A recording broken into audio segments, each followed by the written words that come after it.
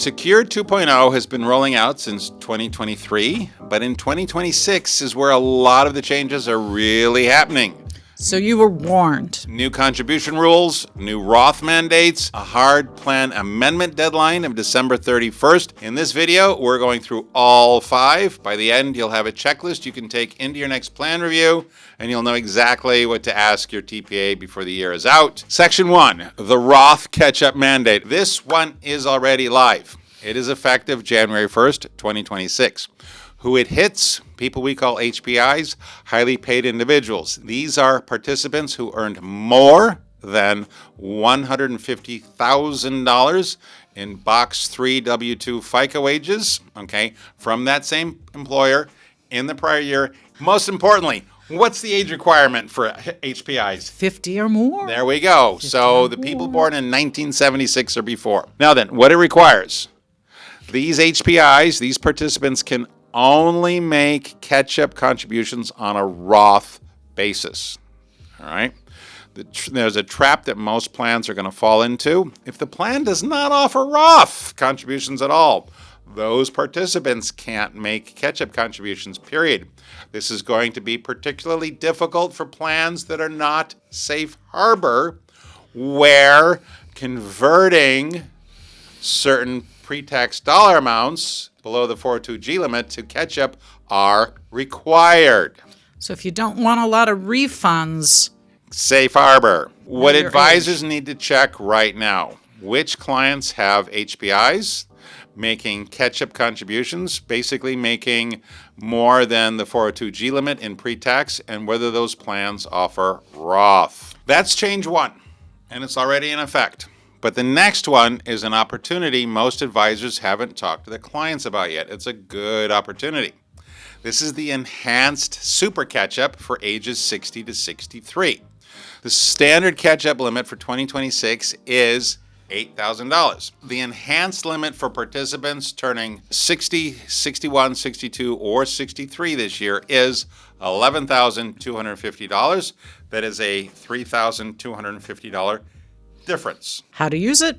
Run your client list first, identifying anyone turning 60 to 63 this year. Bring this number to your next meeting. Here's one more advisors don't know exists at all. Roth employer contributions. What has changed? Secure 2.0 now permits employers to allow matching and non-elective contributions to be made on a Roth basis. This is optional, but it is a meaningful plan design decision. Now, why it matters?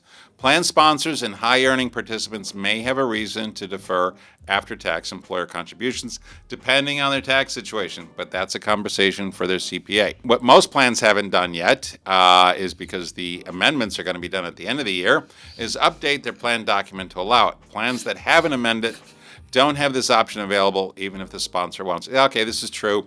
You do. This is one of the things you need to adopt before you actually implement it. The next one is an operational change, and it's catching plan sponsors and those of us in the retirement compliance industry off guard.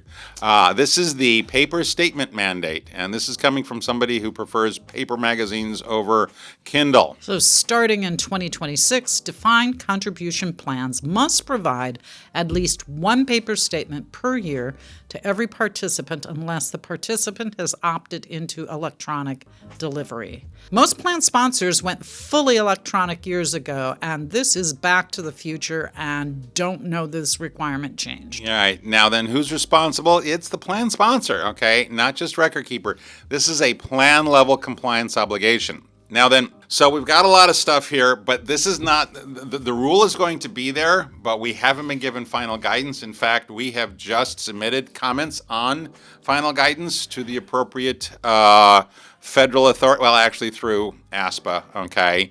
There are some very picky details in here that need a lot of help yet before we actually have to go through, before we're actually going to figure out how to make this happen. Now the one that governs all of them, this is the one ring, okay? Because every change we just covered requires a final amendment by 12/31/2026. They're all requiring the same thing.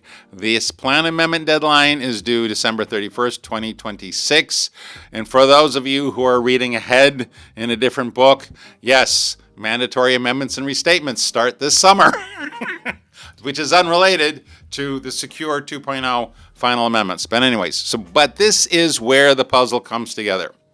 Every provision we just covered, Roth catch-up, super catch-up, Roth employer contributions, statement delivery, requires a plan document to be formally adopted. Catherine, when does Plan this have to be document done? amendment to be formally adopted. A plan document amendment to be formally adopted. Thank you. Catherine, what's the deadline for all plans? December 31st, 2026. Yep. Now then, what happens if you miss it? Plans that fail to adopt required amendments on time do face your normal risks of disqualification, IRS correction program costs, and fiduciary exposure for the plan sponsor. We don't like that. The most dangerous assumption is, quote unquote, my TPA is handling it. Well, yeah, we're doing our best, but some TPAs proactively push amendments. Some wait for you to ask. I guess we're them. Are we pushy? We are very. We are very pushy. You specifically. I mean, thank you, dear. In a retirement plan compliance conversation, that's the nicest thing somebody can say to you. The question every advisor should ask right now: which Secured 2.0 amendments has our plan adopted and which are still pending? And this is exactly why we have made this video. It's not just to drink bourbon.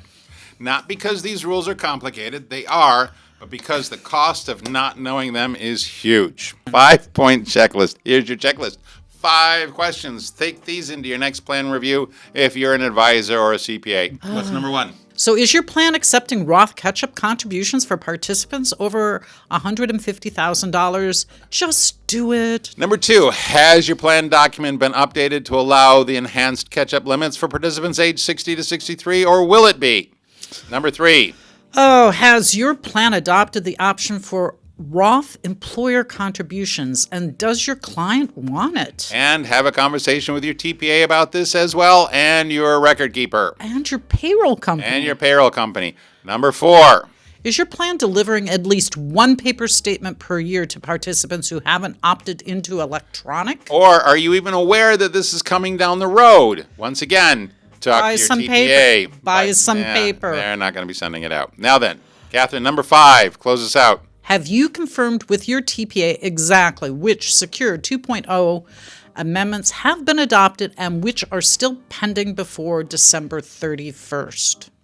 Now then, if the answer to any of this is, I don't know, that's where to start. You can email us at sales@hunterbenefits.com for specific questions about your plan. Now then, if you want to learn more, especially if you're working with plan sponsors who need to know exactly where they stand, we have a monthly webinar that goes deeper into the compliance of 401k plans. The link is in the description below. And if this was useful, our podcasts and other channels are linked below too. All right. Now then, we hope So get some clarity now. get some clarity. Get some Not clarity clarity. Clarity on Roth and where you stand Thank you with very Roth. much for watching. Like, subscribe. You know what to do. Thank you very much for watching. Toodaloo.